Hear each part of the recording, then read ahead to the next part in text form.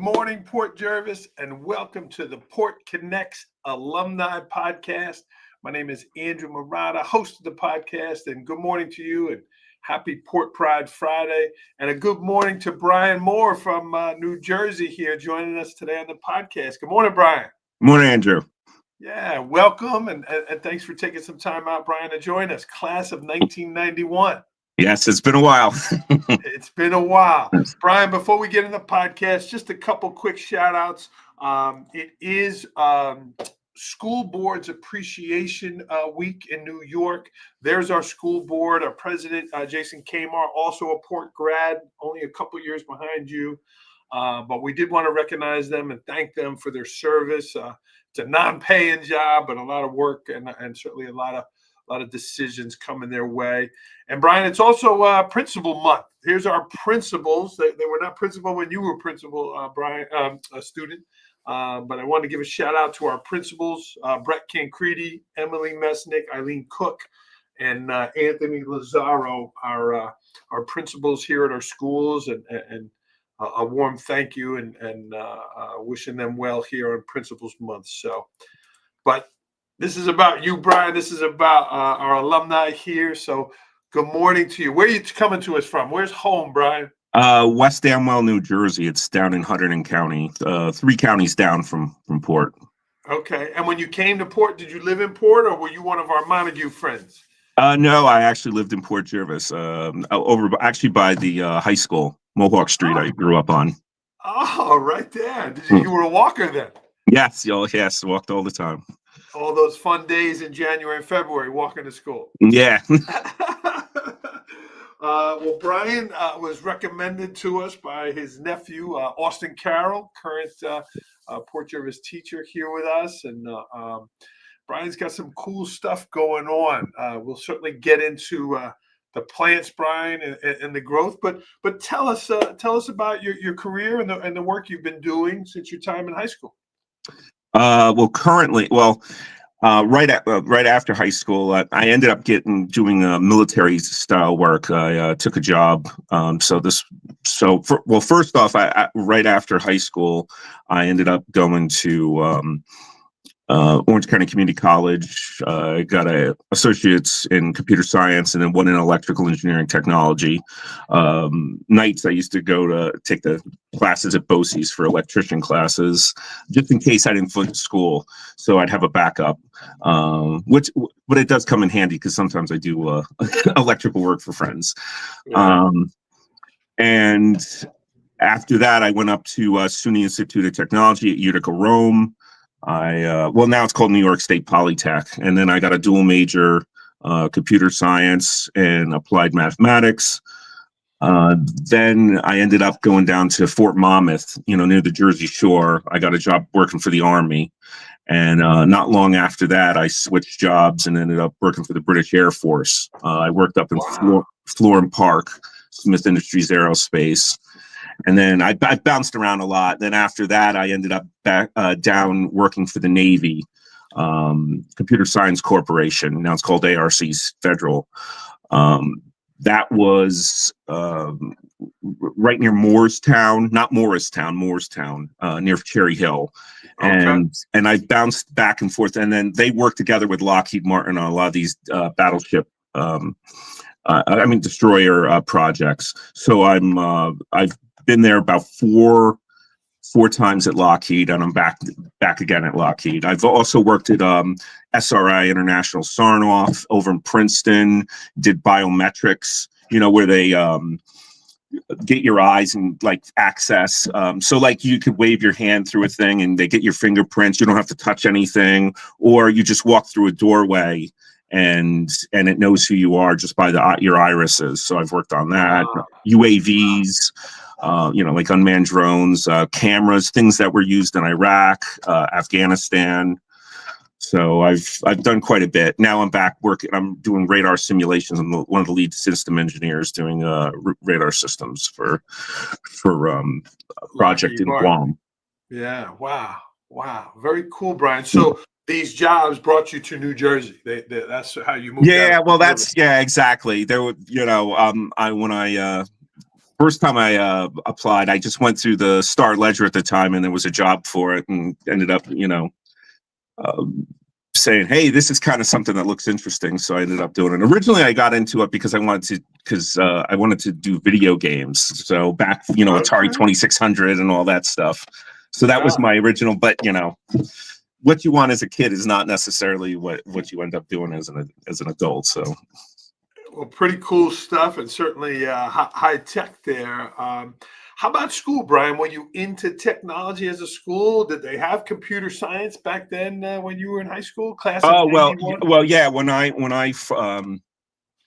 Because they had when I had just started high school, they were getting rid of the TRS-80s, and then they had Tandy 1000s at the time, and but I was actually in computers before that. So when my father, he passed away in 1982. And my mom, she had to go back to work, and because we were at home, so she ended up getting a computer in '83 for the Intellivision video game system. They had a computer add-on, and I started writing basic. So I was pretty young at the time, and I was writing basic programs and doing things like that. And that's the start of it. But then when I got to high school, I had some friends and stuff at high school, and they were in computers, and they helped me along. And that's really where it really started. And that's at that point, that's where I kind of decided it. My mom's like, "Oh, you need to be a lawyer and all this stuff," but that's not where my heart was. It was computers, and it was really, stuff I did at high school that got, I had some friends, and we were in kind of the only computer, because back then it was relatively new. So there was only a couple of us that were really into computers back then. So did they have a computer lab, like a room that had computers?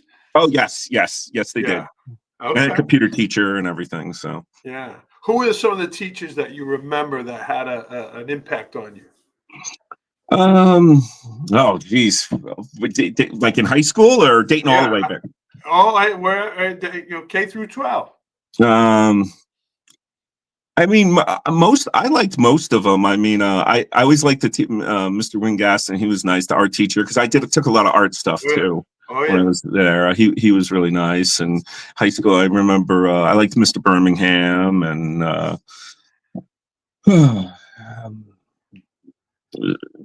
Mr. Donnelly was good. Even Mr. Mickle, you'll remember him. He did chemistry, and I liked them all. I can't say there was anyone I was like I did not. They were all really good. So yeah. And how about activities that you were involved in addition to the computer stuff? Did you play sports, or were you involved in any clubs or activities? Well, I was in Olympics of the Mind, so I did that. That was one of the things I did. So I was most of the time I was doing a lot of things on my own. I was more like, me and my friends would do things together. Computer stuff and work. I set up I was probably one of the first people in the town to have a bulletin board system, so people would call on my dial-up modem. We'd play games and do things like that on there. So, and I was in the Tri-State Users Group. They used to meet at the Farnham House over on Canal Street. So that was all adults, though. It wasn't, Yeah. Friends, this is Brian Moore, class of 91. If you are watching live, jump in and say hello. If you were a classmate of Brian's or connected to Brian in some way, say hello. I did send this out to our science department because we're going to get into some of that, Brian. Brian, when you look back, again, you worked a number of different jobs in computer science technologies with the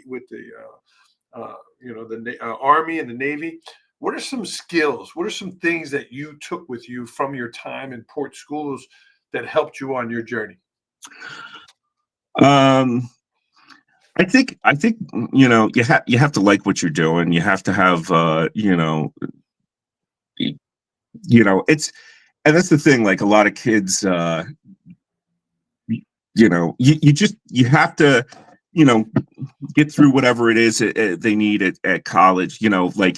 You got to stick to what you do as far as, learn, like you have to, it's tough to say, like when you, like when you're in school, you have to like believe in yourself that you can get through and do these things. And then once you do it, it's never as bad. Like a lot of people, like I remember in high school, like were afraid to take that next step and to like go to college and do these things. But once you do, it's actually not it's not that much different than what it was in high school. It's just different classes, different things, and same with going into the work world. You just have, the big thing is just be brave and just keep doing it, and you'll be successful at it if you enjoy what you do. So yeah. Well, Brian Moore, in addition to a successful career, again, Lockheed Martin, different groups, you have an interesting hobby, Brian. Yes. I don't know if I've ever met anyone who's doing what you're doing, but can you share a little bit about that? And maybe I'll throw some pictures up while you're doing it. Okay. Mr. Moore's got an interesting hobby, which is one of the reasons we started chatting here today. Well, it actually started in Port Jervis. When I had just graduated, I was going to Orange County at the time, and my mom, she brought home a cleome. Usually my mom would she was into gardening, so she grew like, petunias, geraniums, impatiens, things like that. But then she brought home one of these spider flowers, which is called a cleome. And this thing, I came home from college the one day. I said, what's that? And then, she said, oh, I bought it at the whatever nursery. And this thing grew so fast. And it literally was about as tall as I am. I'm pretty tall. So was Laurel Grove there at the time? Yeah, I'm not sure if she got it there. It could have been Kmart, Kmart at the time. I don't know. I'm not sure. It's an annual. A lot of people grow them. They're pretty. They have lemon scented flowers, a little bit of thorns on them. Usually the flowers are pink or white. But this thing, they're from South America, I believe. And this thing shot up really quick. It was over 6 feet tall. And I was so impressed. I said, Mom, do you mind if I dig up some of the yard in the back and try growing stuff myself? So I went down to the trading post at the time, downtown, and I got some seed. I looked and see whatever seeds were really tall. Of course, sunflowers was one, and I think cosmos and some others, and I planted them. Nothing great the first year. So because I didn't really understand, I didn't really dig up the yard much. I didn't realize it. That was my first lesson. So the next year I could see that they really didn't do much because I didn't dig up the yard. So the next year I really dug it, put some nice soil in there. For the roots, Brian, to go deeper. Is that what you're saying? Correct. Yeah. Because, if you're basically growing in hard pan and things like that they won't, the roots really won't get down. And so I tried it a second year. I ended up getting a sunflower like 12 feet tall. And whoa. I was hooked at that point, and then every year it got a little better. I expanded the garden. I kept experimenting. I tried different fertilizers and different techniques, and then Brian, let me jump in. Okay. Between that first and second year, for my science students and my science teachers, how much further down, if you dug, maybe 6 inches the first time with a seed, how far down were you digging? About a foot. Oh, okay. So I went about a foot. The other time I just kind of lightly dug up the soil. I didn't do much. So it was still kind of hard. The roots can get through, but just a simple, and I added some dirt. I think I put some, bags of topsoil, manure and things like that on it. And then it made it big because I started reading up on it. I started researching. It's like, okay, that didn't work out. See, that's the thing with this. You're going to fail more often than you succeed.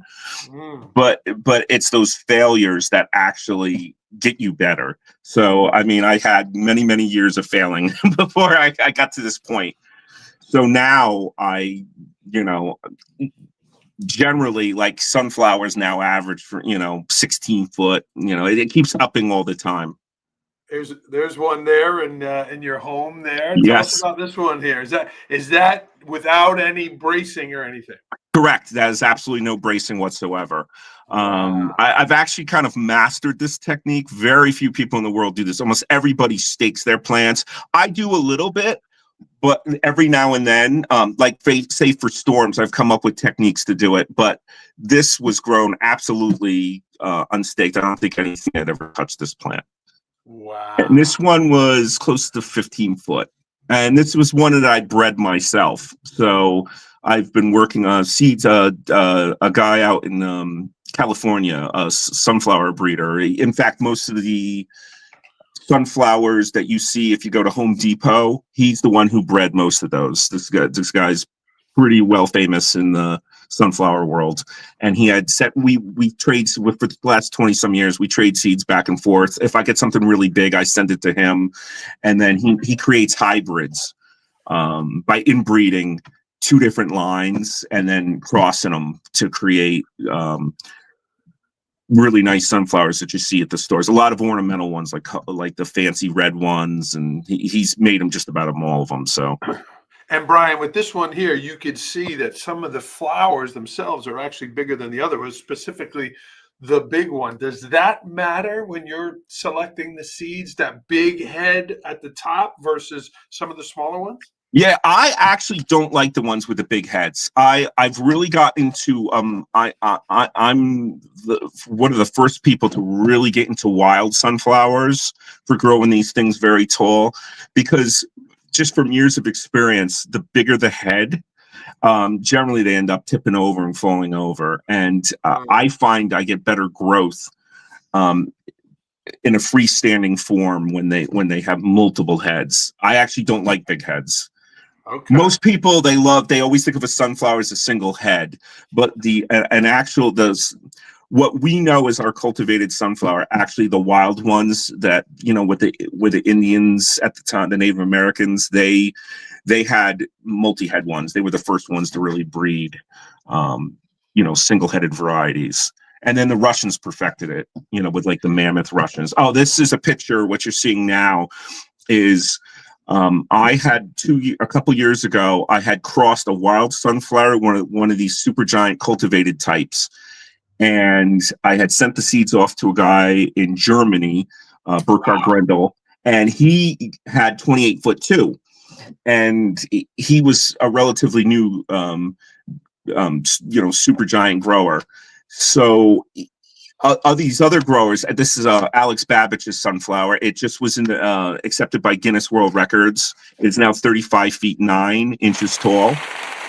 And it broke the previous world record from Germany, which was 30 foot 1. So it was nearly 6 feet that it broke the record. And nobody could get to that record. That record had stood for over 10 years. Wow. And so I discovered by crossing these wild sunflowers with these others, I mean, they're just blowing these heights away. Everybody's getting really tall sunflowers with this new variety that I've bred. And in fact, the guy in Germany I had sent the seeds to, somebody from the US just offered him $1,000 for 2 seeds. So it's crazy. Yeah, there's a business there. Now, this is different than a sunflower, right? Yes, this is another thing I'm a big fan of. I like to grow amaranth or amaranthus. These, a lot of times you see them, they'll have red leaves and a red plume on them. This particular one is the giant. It's called the giant amaranth. It's endemic of Florida, South Carolina, Georgia, those type of places. It grows in wetlands. And this is probably the world's tallest. I actually had the world record for this back in 2007. Oh, there it is. I have the world record right here too in my office. So it's like, so there's the actual. Now, did you have to submit for this? Did someone send it in? Oh, yes. There's a lot. Well, you first have to go. You have to. There's like a little application fee, a couple bucks. You really need to do it if you think you're going to get something big. You got to kind of do it ahead of time because they take a long time to get back to you. It could be like 12 weeks. And then they say, yes, you can go for the record. And they give you a list of things you need to do. So when you measure these, you got to have it standing. So because they want to know how tall it is, not how long it is. And you usually have to get a cherry picker. So I had to set up, at the time I was living in Mercer County in Ewing. And Weights and Measures came. I had the Master Guard, because you got to have witnesses. So you can pay Guinness to come, but they come from Europe, and it's over $10,000 to get them to come. So you don't want to do that. Yeah. So you have to get like a lot of witnesses. You have to have TV crews, news crews. So when you have the witnesses, it has to be people like the Master Gardeners, somebody from the USDA. So, there's that was from this year, the one you're showing now. That's corn. I want to get to that. Yeah, sorry. No. Yeah. So, Brian, what was that like for you to win the award? And I mean, that's pretty cool. That's a pretty cool Well, I want to get it back because a friend of mine, Jesse Eldred, he's up he lives up near Poughkeepsie, and he has the world record right now. I've been trying for years. I keep getting close. Like, it's 20. When I had the record, it was 23'2". I was in the 2009 Guinness book. It takes a little time. I had the record in 2007, but before with the books and stuff, it takes a while. But I was in the 2009 Guinness book. And then Jesse ended up getting 2710. Actually, our plants were the exact same plant. They were clones of one another because we did cuttings. Well, here's a challenge to him. Here's to next season. We'll got a little drum roll. Get you back into the record book there. But you had that plant that won the record, but then also corn. Here's corn. That was this year. That was 21. It was almost 22 foot. I believe it was 21 foot 10 inches. That plant, and I've had way taller. Tallest I've ever had is 25'9" back in 2009. And nothing holding that. No, that was freestanding from beginning of the year to the end. Yes. Wow. And all the weather and wind and it stayed, huh? Well, one of the tricks I do, because I have about 3 acres, and 2 acres is heavy coverage of conifers. So one of the things that when you grow plants, wind actually shortens plants. So if you grow that plant in an open field, I almost guarantee you it will be shorter than that plant. My garden is very secluded, where it's very hard for the wind to get in. I literally have 2 acres of trees around the garden. Oh, wow. And let me pull up another one of these pictures. It looks like there's also within the garden, there's a lot, there's a lot of plants. It's not an open field, right? There's a lot in Correct. So it looks all sunny and good, but it's that garden is surrounded by spruce trees and pine and everything else. But part of what I do is I've come up with a method for growing these where I use competition to actually increase the heights of these plants. And it's a controlled competition where basically I mass seed the garden early in the year and constantly thin out. And as the season progresses and the spaces start getting a little wider, I then slowly start switching over to watering and fertilization. So I always, in the beginning, all I'm basically doing is thinning out. In the very beginning, I just thin out the weeds. But then I start having to make decisions like, do I want to keep this corn? Do I want to keep this sunflower? And competition actually increases growth of the plant. So basically, the closer you have 2 plants together, the faster they grow, but ultimately the shorter they get. So what I do is once they start, kind of touching leaves and start really pulling up, I kill one. So then there's one, and then there'll be 2 next, and then they'll grow a little higher. And then once the leaves all start, basically the canopy starts closing, then I say, okay, I see maybe an extra week after the canopy, the leaves start touching, it pulls them up, and then I kill one. And the reason I have to do this, you eliminate one. Yes, it's constantly. And look, sometimes I might make bad choices, but generally, I think, obviously you could see from what I do, it definitely helps. And they all kind of lean on each other and help support one another. And say for this one, I didn't do this for this one, but one trick you could do, literally go get a bag of dirt at Tractor Supply and you just dump it at the base. These will reroot down into that. It'll help hold it in. It'll give it extra nutrients. So ones that I really like, I generally put extra dirt down at the bottom. and that'll help hold it. I have another trick I do. I call it like the TP method. I take, since they're all surrounded, it's all growing in one big mass. I basically take a rope, circle it around a bunch of them, and say a storm's coming. So I tighten them, so it almost looks like Native American teepee kind of. And then the wind doesn't. So if a windstorm's coming, I tighten them up, and then the wind doesn't knock it out. But then I loosen it a bit, and then the tops, because they're close, they really fight with one another. So, and I can kind of control growth. And then by bunching them like that, it allows light to get down, into the base, because the taller these things get, the less light gets down. And eventually, if they start getting stressed, they'll flower, premature. You don't want them to prematurely flower. So fascinating. So and you Brian, can put a lot of nitrogen too, and then they won't. You don't want. Have you ever taught a botany class? I mean, that's not what I went for school for, but it's like 30 years of just doing this. It's just applied science. There's no, I had no training. This was just my own observations and things that I saw from doing this over the years, and trial and error. I've experimented. I did all sorts of experiments. I tried self-thinning. I'm read up on the issues of like plants and stuff. I have quite extensive library on plant physiology and growth and things of that nature. I can see the library behind you. Actually, those are all plant books, because I'm actually writing a book right now. So you should. Yes, because there's really never been a book on how to get things tall. I mean, a lot of people don't like things tall. I mean, because they do fall over easy. It's hard to get seeds, but it's just fascinating me. Like, why does, how do you get something really, really tall and to keep standing, and like, what's the ultimate height? And it's always fascinated me. Now, I don't like, as I said, I don't like to stake things.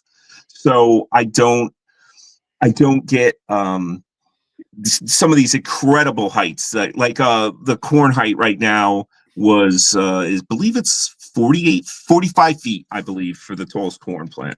But I know the guy who did it. He went down, he moved to Costa Rica because you don't have frost there. He built like a 50-foot enclosed kind of mini greenhouse thing. He had grow lights on it to prevent, tasseling. So, and I do that too. So like those amaranth you see, I actually put the neighbors think I'm growing something else, but but I have, like, my garden at night is purple. So yes, that thing there, that was grown under lights. And in fact, that plant I've had now, even though it's an annual, it grows in 1 year. I've now grown that for 7 years. That plant. I keep picking cuttings. I'm about to take cuttings right now and start moving them all indoors. And this is your helper here? Is that your daughter? Yes, that's one of my daughters. I have twin daughters, Ayla and Ellen. That's Ellen. Okay. They're currently going to Penn State. So I see the pants there. Yes. Yeah, now, my wife went to Penn State, so they were going to Penn State. So what do they think of this hobby? Are they like, Dad, what are you doing? Yeah, well, Ellen, she was really into photography, so she would take a lot of my pictures for me, but I've tried to get them because they were in 4-H. 4-H is pretty big because it's kind of an agricultural area down here in Hunterdon. Yeah. And since they were in kindergarten, I had in 4-H, they used to enter sunflowers and stuff. I have them grow things, but I could never get either of them into it. I tried, but ever since they were little kids, they were running around in the garden, and they probably, they thought like, 20-foot plants was normal, but I love it. Your nephew Austin's watching. He's saying hello, and really cool stuff here. Let's give another round of applause. I'm liking it. It was funny. I remember one time this guy, he had a beagle and he got loose, and I had my gate open. This was when I was living in Ewing, and my whole backyard was this thing, and the dog ran in there. And the guy couldn't, and I remember the guy came back there in my yard and trying to get his dog, and he's like, "Wow, what is this?" Like, and he couldn't find his dog. He was like, because it's so dense and so hard to get through there. It was like he came out, he was all green because he was rubbing through the. Now, Brian, with this, the corn here, does it now? is it a normal size corn in there, or is the corn itself bigger as well? I know you have something there close to you. Is this just a tall stalk, or is That's a tall stalk, but so that type is from Mexico. It's called challah, and it has the longest ears in the world. Now the kernels are normal, just like you'd have on sweet corn you'd eat. But there are some varieties of corn that have enormous kernels, but they do not do well in New Jersey because they grow in Peru in high altitudes, and they don't do well. I've tried growing. They're very indolent in our where they just kind of fall apart. They're weak stemmed, but this variety does very well. Okay. And so here I'll show you in here. Yeah. So this is, and I'm not holding it far. You can see just how long this is. Probably the cob itself is at least 18 inches long, I believe, in this thing. But you can see that's one ear. Is that that's one ear that came off, and the plant was about 20 foot that this came off of. And what are you going to do with that? Well, because corn gets inbred very easily, so there's you really need to grow about 200 plants to keep them from getting inbred. And I generally, maybe I'll get 100, and it's they do not always, these kind of semi-wild land races do not put on ears consistently. These tropical type, like most of the maize I grow is either like Mexico, Guatemala, Ecuador, and Colombia. But some do not put on an ear very easily. Some of these varieties from Colombia, like Uchima, that Grande, that one, I don't think I've ever had an ear off that. But I get the pollen from the tassels, and the ones that do produce ears, like this challah corn from Mexico, they do produce, and obviously big ears. And so when I grow these, I have to grow a lot, and then I usually take, like I got a guy out in Spokane who gets seeds from a farmer at Mexico who that's where this originally came from, was a farmer from Mexico, from the area these are local to. Really? And what I do is I keep adding to, because I've basically been saving seeds of this type of corn since 2005, and I'm one of the few guys that are successful at doing this, because a lot of guys, you think, oh, I'm going to take my tallest ones and save the seeds. Corn, you can't do that. You have to cull the smallest 5%, keep all the rest, because otherwise they get inbred. Now, I mean, that's good, because then you can take, if you have an inbred line, you can cross it with another inbred line and get a lot of what's called hybrid vigor the next year. So that's kind of with the sunflower that the world record I had, because I have a feeling that the sunflower I grew for that was from the UK, from a grower, Richard Hope in the UK, and he used it back in around 2012. He sent me the seeds in 2004 or something, and I felt that they were a little bit on the inbred side. And by crossing it with a wild sunflower, it gave it what's called hybrid vigor, and that's why we're seeing such huge heights with these sunflower crosses. But same with this too. If you have two inbred, but the parents won't look good. But what I do is, because this is all open pollinated, I just keep growing large numbers. So maybe I grow minimally 100 plants in the garden a year of corn. Wow. And this is now, it's kind of coming to an end right now, right? Is most of the Yes. stuff, Well, I'm measuring my corn right now. So it's a long process measuring this stuff. It takes forever. So pun intended, it's a long process. Yes. Yeah. Wow. And Brian, we spoke a little off air. This is your hobby. You have a full-time job, a pretty intense and important job. Is there a financial component to this too, or are you just loving this and trying to do something unique? Yeah, it's just for the love. It's just because I love it, and that's when you really love something like that, you put a lot of effort into it. So my wife, she always calls it the jungle back there. So it's at least at this house, because luckily since I moved here, I don't have a good spot around the house. I got one spot, but my old house, I used to grow them all along the back of the house. So my wife used to get up, even though from the second story window, you couldn't see anything because it was green, going across. And then sometimes, like if there were storms coming, I would take rope and wrap it around and then tie it to the bedpost and stuff. So, so just to make sure that things did blow over during a really, like we have 50-mile-an-hour winds. So I love it. I love it. I think that's pretty unique, Brian. Where are you at with the book? Is this something that you're really gonna do?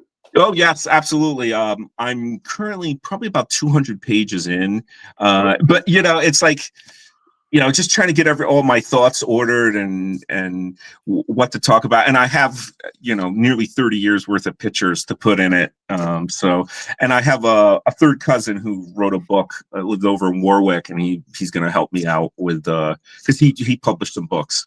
So he's like kind of giving me advice what to do with this. So yeah. Fascinating. I've never done this before. So this is all new. And what I'd really like is to, get it into every library so that, other people can learn from it too. And probably make ebooks out of it and things like that. Yeah, for me, it's not so much, it's not really the money. Some people like that are into giant pumpkins. There's a lot of money to be had with that. But for me, this is, and I always like to be on the forefront of things. There's not a lot of people that do height. They're all into 2,000-pound pumpkins. So I always like kind of being a trailblazer in these type of things, and I'm definitely one in the tall category. Yeah, all from your mom bringing home that plant that grew really fast. Yeah, I actually tried to apply for a Guinness record this year, but I had a Mexican sunflower, Tithonia, which is different than it's in the aster family with sunflowers, but it's a different genus. It's sunflowers are Amaranthus. This is Tithonia, but you actually can cross those from things research papers I've read. But I actually had one that was 16'7", which is enormous. I got some seeds from a family that I found on Facebook in Minnesota, and they had a 15-footer. So I grew a bunch of these, and I'm so impressed because I've never been able to keep Mexican sunflowers to grow toe-to-toe with the corn and the sunflowers and the amaranth. They're just too fast and too big. And I finally found a type that seems to grow right along with them. So this is like my new big thing now. And I'm also growing castor bean plants. They're the ones, the castor beans, they are poisonous. That ricin comes from. I actually got one in the garden right now. I'm probably going to cut it down this weekend because frost is going to come soon. And it's probably about 17 some foot. I'd say it could be 18. I don't know. How about that? So I experiment with other things. Now I grow pearl millet. Sorghum. The tallest sorghum I had was 19 foot. Tallest pearl millet I had was this year actually was 14.2. Like Mexican sunflowers, I think I could mix them with the others. See, like the big three that I call them, like sunflowers, amaranth, and corn, they all grow in the garden. The other stuff has to kind of grow a little bit more on the outside because they just cannot keep up with the speed of their growth. And it's funny too, like the sunflowers, because sunflowers do better in cool weather. The corn, because it's tropical, it cannot take frost. And because a lot of the corn from Ecuador and Colombia and those places, they're very daylight sensitive, the photoperiod sensitive. So they don't you really got to push these things. And at the very end, that's when I get these ears and stuff. And some plants I can't. I've had some popcorns that were close to 20 foot. I've never successfully been able to produce an ear. But what's interesting, like people think you should throw all this in the garden.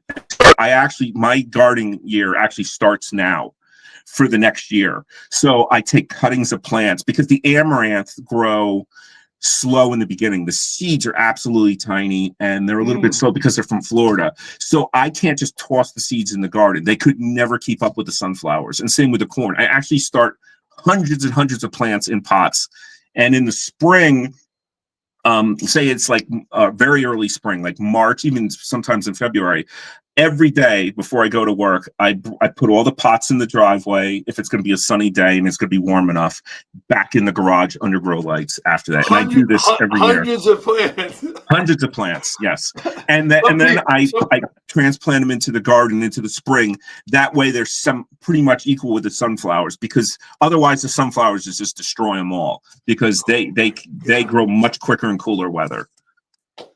Brian, we got to get rolling here. Oh, okay. Yeah, I could talk about this forever. Well, it'll be in the book, so when I get it done. So hopefully it'll be this year. I don't know. It's like, because I'm busy doing the garden in the day, and usually 2:00 at night or something, I'm up real late, working on the book. So, well, Brian, before we let you go, is there anything else you wanted to share?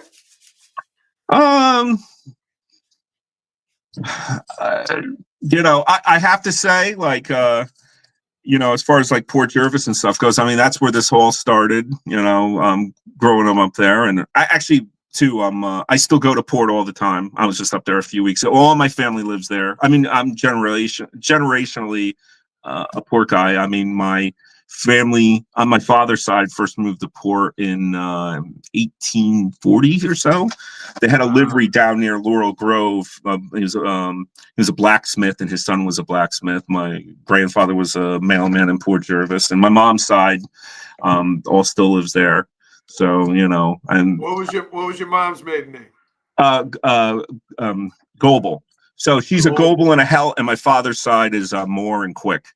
Yeah. So a lot of people, I got a lot of relatives in town. I'm related to, I have Conklins in the family. I'm related to just about everybody. So I just did a DNA thing. So basically, half the town's related to me. A crossbreed. Yes. Yeah, and I still love it. I still have a place up there. I'm up there, a couple times a month, visit my mom, and she's still there. My brother's up in Fishkill, and a lot of my relatives over live in near Glens Bay, and. Yeah, well, stop by and see me when you come here. I'd love to meet you. And, yes, I could see this thing live, if it's still drying out. This was a lot of fun, and I got to tell you, Brian, it's refreshing to meet someone that has such a passion, right? It's really, you're really into it. Yeah, well, that's what I was saying before. Anyone in school, you got to find, for all the kids and stuff, they really need to find what they love, and do something. And if you can make a career out of it, great. It's I guess I could have made a career out of this, but it's always more fun when it's your hobby. Because with computers and stuff, when I was in high school, I just writing video games, just experimenting. Then when it becomes part of your job, it's there's all the mundane tasks you have to do with it. But I still like it. But this is kind of, and this gets me outdoors, because I'm sitting in an office all the time, so it's nice. Going out and doing this kind of became my outdoor thing. Well, friends, this is Brian Moore, class of 91. Really fascinating today. One more round of applause for you. We're going to sign off here on the podcast. It is a Port Pride Friday. We get a home football game tonight. And again, a shout out to our school board, as well as our building principals for their recognition week. So, Brian, thank you. And I hope you have a good kind of off season here, and back to next year. Yes. Thank you very much for having me. It was fun. It was fun, Brian. It's fascinating. So we're going to sign off. Stay on the line a second, Brian, and but we'll sign off here on the podcast. Have a great Friday, everyone.